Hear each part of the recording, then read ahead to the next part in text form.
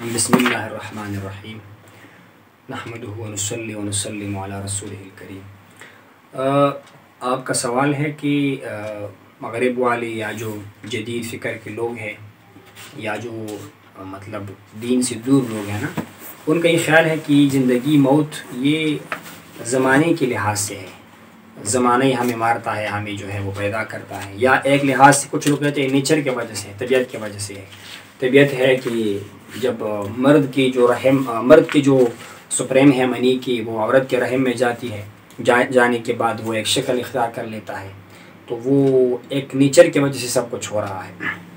इसके मुकाबले में इस्लाम ये कहता है कि आपकी ज़िंदगी का, मौत का खालिक जो है वो कौन है?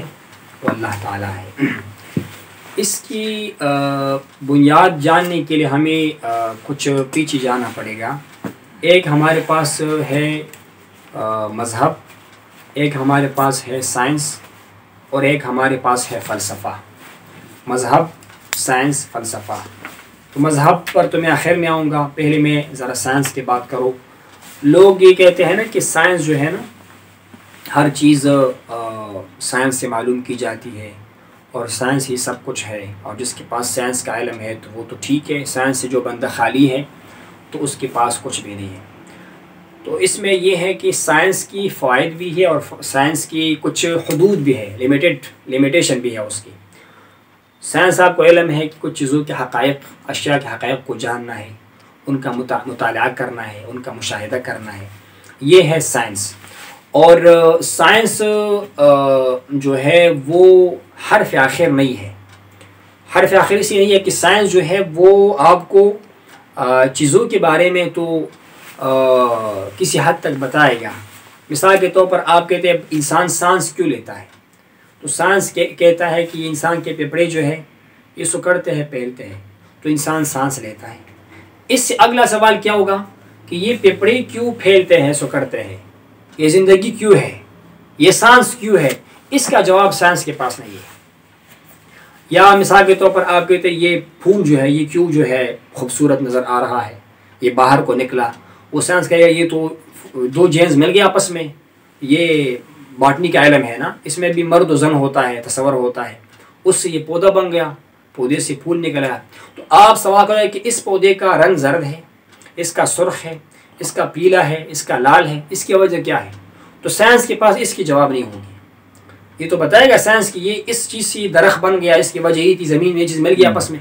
लेकिन अगला सवाल होगा कि इसका फूल खुशबूदार है, इसका जो स्मेल है ना, खुशबू, ये प्यारी है, खूबसूरत है, इसमें स्मेल नहीं है, तो साइंस के पास का जवाब नहीं होगा।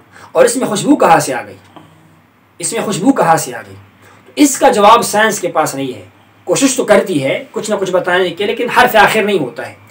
और उसका मैंने आपको मिसाल पेश कर दिया कि साइंस ने ये तो बता दिया हमें कि जनाब वाला आप सांस लेते हैं क्योंकि आपके फेफड़े हैं, वो हरकत करते हैं, सुकड़ते हैं, फैलते हैं। लेकिन जनाब वाले ये फेफड़े हरकत क्यों करते हैं? वो किसने कहा कि आप हरकत करो? ये इसमें जो हवा चलती है ये नाली में, ये जब इंसान मरता है हम इसको कैच क्यों नहीं कर पाते हैं?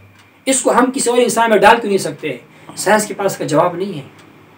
वो मसनूई दिल तो लगाकर, पंप लगाकर या ICU में आपको रख कर वो पाइप के साथ आपको मसनूई सांस तो दे सकता है, लेकिन जो इंसान का अपना सांस है उसको महफूज क्यों नहीं कर सकती है? वो इंसान ख़त्म हो जाता है। तो यहाँ पर साइंस फेल हो जाता है। इससे मालूम हुआ कि साइंस के एक लिमिटेड है, एक हद है। साइंस एक हद पर आकर ना हथियार डाल लेती है, लेकिन इसका कतई मतलब नहीं है कि मज़हब साइंस के ख़िलाफ़ है। मैं दोबारा वजाहत करूँ, साइंस के बहुत सारे फ़ायदे हैं। साइंस की वजह से मज़हब को भी फ़ायदा होता है ना। हमारे लाउड स्पीकर है, हज पे हम जहाज़ पे जाते हैं, हम लाउड स्पीकर में बातें करते हैं, ये माइक हम इस्तेमाल करते हैं, मोबाइल, ये फ़ायदे हैं साइंस ने हमें दिया हुआ है। लेकिन ये मादियात के साथ है। साइंस आपको रूह के बारे में कुछ नहीं बताएगा।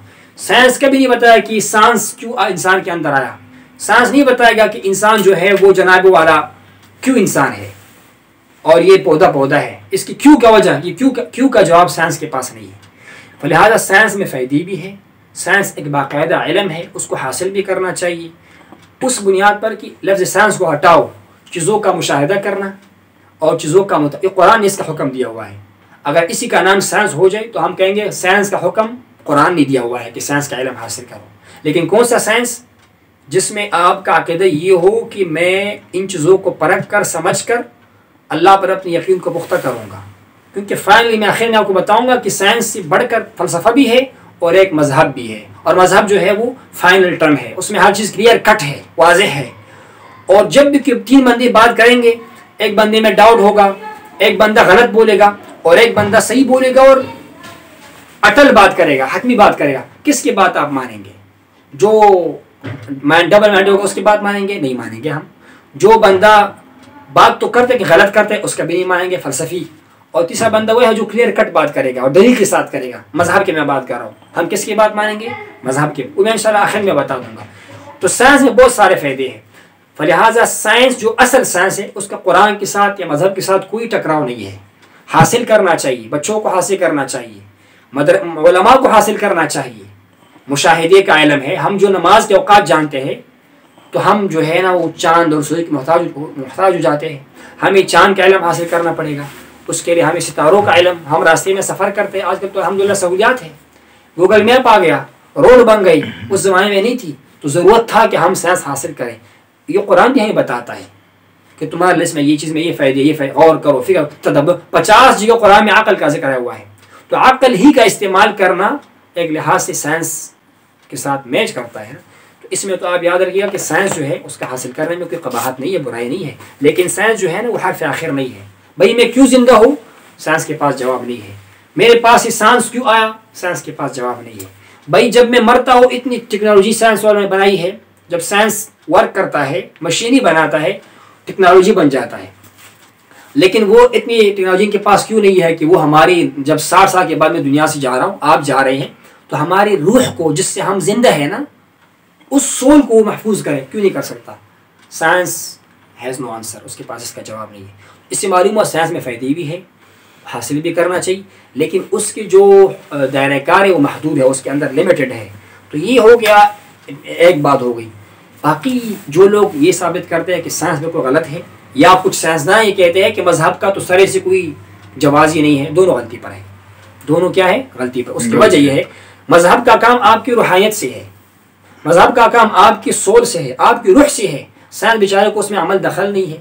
तो साइंसदान को अप्रिशिएट करना चाहिए मज़हब को कि वो जो है बंदे की रूहानी वजदान के साथ और सोल के साथ और अंदर की जो फितरत के जो ख्यालात, एहसासात, जिसको हम और नाम देते हैं ना इस्लाम के अंदर और दीन के अंदर, उनको वो जो है प्रूव करता है। और मज़हब वालों को साइंस का अप्रिशिएट करना चाहिए कि वो हमें बताता है कि भाई यहाँ पर पेट्रोल है, हमारी गाड़ी पे पेट्रोल मिल गया। वो जो है रास्तों को, पहाड़ों को काटते हैं, रास्ते हमारे लिए आसान हो जाते हैं। और ने एयरप्लेन बनाया, जहाज़ बनाया, हम हज पे आसानी से जा सकते हैं। और ने हमारे लिए घड़ी बनाई, साइंस ने बनाया ना, तो हमारे लिए नमाज के औकात जानना आसान हो गया। तो लिहाजा इसमें फ़ायदे भी है, इसमें अच्छाई बुराई दोनों का तसव्वुर साइंस की मैं बात कर रहा हूँ। और आपस में इनका टकराव नहीं है। टकराव वो लोग बना रहे हैं, या हर दौर में ऐसे लोग हैं जो चाहते हैं कि अपने आप को बड़ा होशियार साबित करें, तो मज़हब को गलत नज़र से देखते हैं। मज़हब का असल में, मज़हब का मेन काम ये नहीं है कि आप ये सर्च करो कि भाई मैंने ये पानी पी लिया, ये पानी में हाइड्रोजन है और ऑक्सीजन है, रात को जनाब वाला वो दूसरा मवाद निकलता है कार्बन डाइऑक्साइड, दिन को ऑक्सीजन फराहम करता है जब धूप होता है। मज़हब इस बारे में हमें पाबंद नहीं करता कि आप इसको सीखो, आपकी मर्जी है सीखना चाहे सीखो, मना भी नहीं करता आपको। लेकिन ये साइंस का काम है कि वो खिदमत करे। अच्छी बात है कि वो कर रहे हैं, हम उसको एक्सेप्ट कर रहे हैं। जो चीज़ उनके दीन के साथ टकराव वाला नहीं होगी ना, हम उसको मानेंगे। उन्होंने कहा गैसों का मजमा है, इसमें गैसें होती है, हमने मान लिया। हमने सवाल किया कि मछली पानी में क्यों जिंदा है, उन्होंने बताया इसमें ये वजह है, उसको खास ऑक्सीजन वहाँ से मिलता है जो कि हमें नहीं मिलता पानी में। हालांकि आप कह रहे हैं उसमें गैस है, हमें गैस महसूस नहीं हो रहा, लेकिन आपने कहा गैस है, हमने मान लिया। तो साइंस में खूबियाँ है, फ़ायदे भी है, लेकिन वो लिमिटेड चीज़ है, उसके अंदर लिमिटेशन है। वो हमें कब्र की ज़िंदगी के बारे में नहीं बता सकता। पहले इंसान पहले क्या था, वो कोई फार्मूला का है ना, क्या नाम है जनाब वाला, डार्विन का नज़र इर्तिक़ा जो है, वो ज़ाहिर बात उन्होंने नज़र पेश किया। हर बंदे को हक़ हासिल अब नज़र पेश करे। लेकिन हमारे पास एक अक़ल आम है, एक साइंस का अक़ल है, एक आम इंसानों का अक़ल है। इंसानों का अक़ल बताता है कि भाई ये तो मैं मानूंगा कि कोई बंदर इंसान से बंदर बन जाए, लेकिन बंदर से इंसान कैसे बने मैं नहीं मानता। लोगों ने इख्तिलाफ किया। फलिहाजा ये आपको याद रखना चाहिए कि साइंस का ये एक लिमिटेशन है।